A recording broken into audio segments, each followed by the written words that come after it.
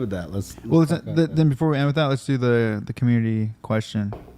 Cool. All right. So this is sent to us. We've had a couple, and I appreciate everyone who sends in these questions. At some point, they'll make it on the show. Yeah. We have a list. We keep track. We do have a list, and there's been some good ones, but I just feel like this one, I don't know why. I think it's interesting to me, and it was sent to us by our buddy Adrian, and his the way he worded it is funny. He just said, "Cancel culture being overrated." Cancel culture being overrated. Mm-hmm. So, I guess I need context. I don't know, but I think just in general, talking about, and this is also obviously opinion, right? Because there's people who probably don't think that at all, and think that there's a place for it, maybe even. I think what he's getting at is just kind of like maybe that we're like it's overblown. The idea of cancel culture. So from purely an opinion standpoint, I can say this. I think I don't believe in cancel culture only because I don't think I have the right to dictate. I have no moral standing or moral high ground to dictate whether somebody should be able to continue in their career or not. Yeah. I have no say. Now, do I agree with the things they may have done? Don't know. Probably not. Mm. You know, if it's gotten to a point where people are outraged enough, to cancel somebody, to use that term, then I think that, obviously that's something that they need to take a look at, and that's something that they need to really figure out. And if it's an atrocious act, that they've done, or if it's like something that's harming somebody else, mm-hmm. then it being brought to light, is definitely going to help or save, potential victims, in a sense, from it ever happening again. Mm-hmm. Right. But cancel culture as a whole has become something more than just exposing wrongs or indiscretions or anything like that. Mm-hmm. Right. Cancel culture has just become, I don't like you, so I'm going to fuck your world up. Right. Right. And I think that's where it's become people jumping in on it. Like, yeah. And that's, and I think, like, as unfortunate as it is, the Johnny Depp, Amber Heard trial exposed a lot of that. And it like gave people their first real glance of like, oh, we said some shit that like now facts are coming out. Yeah. And all of a sudden, maybe we fucked up. Yeah. Like you can't do an oopsie on someone's life. Yeah. Like for example, let's use Kevin Hart, for example, mm-hmm. right? Like back when, was it the Oscars? Yeah. Like he was being canceled for, some homophobic jokes that he made, mm-hmm. particularly about like the chicken wing thing. Yeah. That joke, I mean, like, for what it's worth, that joke was funny. It's funny, yeah. Right? And it's a joke. Yeah. Is it irreverent? Yeah. It's but I still always stand by the fact that like comedy is supposed to be irreverent, and it's supposed to push boundaries, and it's mm-hmm. supposed to be uncomfortable at times. Yeah. Right? It's making light of uncomfortable situations. But for him to have told that joke and then essentially have grown from it and say, I don't tell that joke anymore. Yeah. Because I get it. I get why people would be offended by it. Mm-hmm. That in and of itself is like oh shit, like here's a change, right? But for you to turn around and say like, nope, you can't continue with your career because of something you said 10 years ago. Yeah, fucking stupid. Dude, fuck that. If you go back in everybody's Twitter, everybody's social media, they've said at least one dumbass thing. Yeah. You've done at least one dumb thing as a kid. I've said a lot of stupid ass shit. Yeah. When this was all happening, I was like, well, I guess I'm gonna get canceled. Some fucking reads my shit. Like it's just and the fact that like I guess like let's say this.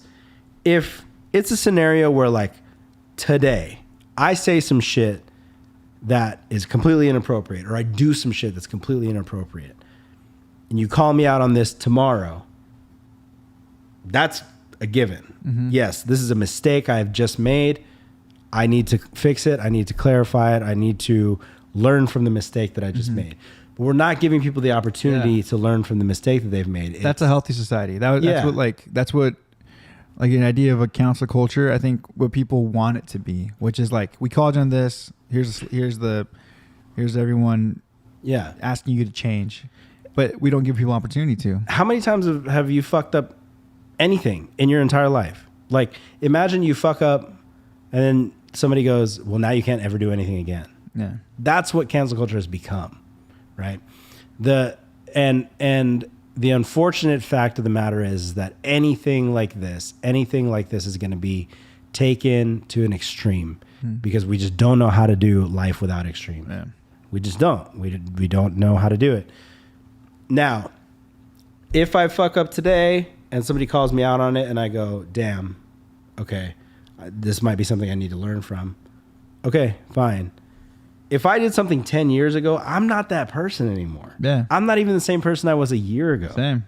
Yeah. You know, like, so there's like, now, of course, maybe we've spiraled and maybe we were better people a year ago, but like, you know, that it's a case by case basis. You can't cancel somebody's entire life, their ability to feed their family, their ability to take care of their whole, you know, life essentially over some shit that some people or the vocal minority may consider offensive. Yeah. Right. And the lines are so blurred now as to what is a cancelable offense, what is okay. If it's somebody that, you know, people love, then all of a sudden it's fine that they do stuff. But if it's somebody that like has had opposing views and we want to destroy them, like that doesn't, like if you have two people do the exact same thing, but one's Republican, one's Democrat, and then you want to fucking cancel one side just because they're the opposing viewpoint of view, we've completely lost the picture. Yeah.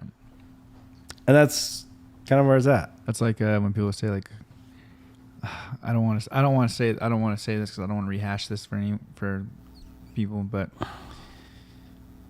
basically what you just said, when it's like somebody gets called out on something, you know, or accused of something, and it's just like, awesome.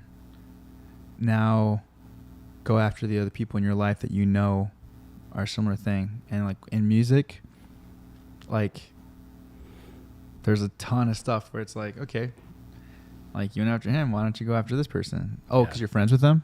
Yeah. Oh, because you actually have a personal relationship with them? Interesting. Yeah. So I mean, I think, you know, I'm all for, you know, people who need to be, you know, things brought to light. I'm all for that. I'm all for people who, you know, you want to help change or you want to help bring change to their life in a positive way. Like there's people that need help for certain things, you know. I'm actually, we'll talk when this is off, when we're off of this, but like there's a situation that I'm kind of finding myself in because of actions and all this stuff. Not my own, but someone else. But, what's his name? But, you know, it just sucks. But I think, I don't know. I thought it was an interesting question because I think just even for myself, I think I'm just so tired of like the idea of what torture culture. We're all tired of it. Okay. The idea of cancel culture and what it is and what it's done to people, and then how we're starting to realize like the whole Johnny Depp Amber Heard thing. You know, like I'm not a fan of Johnny Depp. I'm a huge fan of Amber Heard. But even for me, it was just like, well, damn, that sucks. Like, and it's like, okay, so are all these people who just shit on, you know, Johnny Depp, are they taking it to social media and apologizing to him? Yeah. How's that foot taste? Yeah. You know what I mean? It's just like, and of course not. Of course not. People yeah. I think the overall like sentiment ends up being that like most of these movements that we have, the Me Too movement, BLM, the cancel culture, all these, like, everything that has in the past few years made it to like a global scale where everybody knows about these movements, right? They all start in a place of good. Yes. Yeah. They all start in a place of fighting for something that people truly believe and truly feel strongly about. They start with good intentions. Yeah. And the problem with basically us as a society, us as a people, is that then you have the people that come in and try to twist the agendas. Then you have people that come in to try and make it, spin it so that it benefits them in a way. Then you have the people that come in and that go, like, for example, the Me Too movement. Oh, we're exposing people in Hollywood. Now I'm going to expose people that I just had a bad date on. Or now I'm just going to expose somebody I didn't have a good time with. Or, things like that. And it just, you start to lose, like, something that starts off as such a good intentioned thing starts to become something that is no longer a reflection of what it initially started as. Right. It becomes toxic. And then it just, and then it spirals. And like the biggest thing is, I've said this a ton of times, as a society, we've lost the ability to agree to disagree. Yeah. Like, we can sit in the same room. Like, you and I get along and we agree on most stuff, but there are things that, like, you and I have had opposing viewpoints on where we're just like, oh, okay. And then that's that. Like, there's no, like, if you don't fucking listen to what I'm saying and take my opinion, then don't ever fucking talk to me. My life continues the same. Yeah. Like regardless of. And like, there's no, like, you're never, ever, ever, ever, ever going to be in a world or in a society where somebody or where everybody in the room has the exact same belief system that you do. It's never going to happen. No. There's always going to be things that, based on personal experience, based on life experience, based on things that they've seen or heard or been through. People's opinions are their own. There's a reason why everybody has their own opinion, their own beliefs, their own standings. You can have similar beliefs. You could have a lot that you agree on, but the second that you start to like push somebody away or like not hang out with them or not consider them a friend because they have a belief that's a little bit different than yours, that's a problem. Yeah. That's a problem. Martin's one of my best friends in the world. We argue about shit all the time. We fucking fight about shit all the time. And then, like, we finish the fight and then we just go on talking about nonsense again. Yeah. Right? Same with Andrew. I talk so much shit to Andrew. He talks so much shit back to me. We fucking butt heads and then we're friends. Yeah. Like, it's just one of those things where you can't have everybody be on the exact same page as you. And how boring. And where's the fun in that? Yeah. Like, you want to like, sometimes I just say shit just knowing that it's going to piss somebody off because it's kind of fun. Yeah. Well, dude, I love hearing people's explanations for things. You know what I mean? Regardless, because if they're able to say something that I feel like, oh, I'm totally okay changing my mind. Yeah. Like, I'm totally okay having my mind changed about things. Like, for sure. When we talk about things, but but it's like, it's hard, but it's also, I found it's like difficult to have the conversation with people when you can tell, like, they're getting, like, so, like, hurt by what you're saying. Yeah.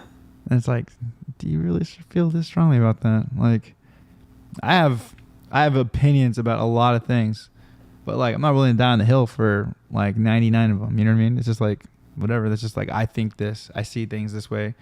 Yeah. There's things in my life that I kind of now do differently because of them. Sure.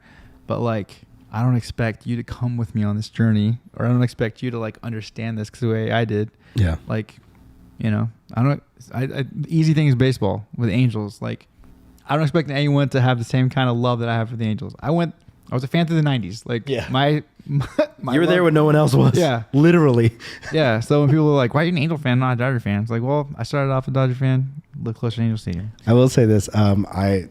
I saw my dad this weekend. He came by and brought me food. And he walks in wearing like the cleanest looking brand new Dodgers hat. And I was like, fuck.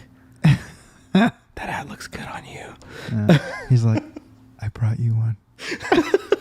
he's like, remember when you were a kid and I used to take you to Dodgers games? Fuck.